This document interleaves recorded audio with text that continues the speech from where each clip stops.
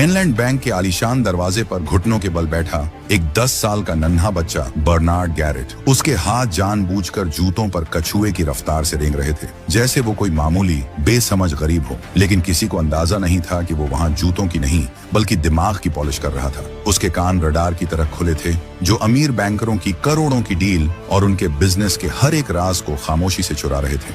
और दिन खत्म होते ही वो अपनी वो खतरनाक सीक्रेट नोटबुक खोलता, जहां इन अमीरों के सारे फॉर्मूले अब उसका हथियार बनने के लिए तैयार हो रहे थे। एक दिन बर्नार्ड खिड़की के पास छिपकर उन बैंकर्स की बातें सुन रहा था। वो ये सीक्रेट जानने की कोशिश कर रहा था कि ये अमीर लोग किसी भी गिरवी रखी गई बिल्डिंग या जमीन की असली कीमत का अंदाजा कैसे लगाते हैं। वो उनका बिजनेस माइंडसेट डिकोड कर रहा था। तभी एक क्लाइंट का ड्राइवर उसे रंगे हाथों पकड़ लेता है। वह ड्राइवर बर्नार्ड को बुरी तरह डांटता है और कहता है, इन गोरे लोगों के बिजनेस की जासूसी करना बंद कर। उसी शाम जब बर्नार्ड के पिता उसकी नोटबुक खोलकर देखते हैं तो उनके पैरों तले जमीन खिसक जाती है। उन्हें एहसास होता है कि उनके बेटे के पास एक जीनियस माइंड है, लेकिन एक कड़वी सच्चाई भी थी। पिता भारी मन से कहते हैं कि उसके कभी अमीर होने की संभावना बहुत कम है, क्योंकि गोरे लोग उसे कभी आगे बढ़ने ही नहीं देंगे। 15 साल बीत जाते हैं। बर्नार्ड ने अपनी दिन रात की मेहनत से कुछ पैसे जोड़े हैं। वह अपनी पत्नी और छोटे बेटे के साथ टेक्सास के उस कट्टर और घुटन भरे माहौल को छोड़कर सपनों के शहर लॉस एंजल्स चला आता है।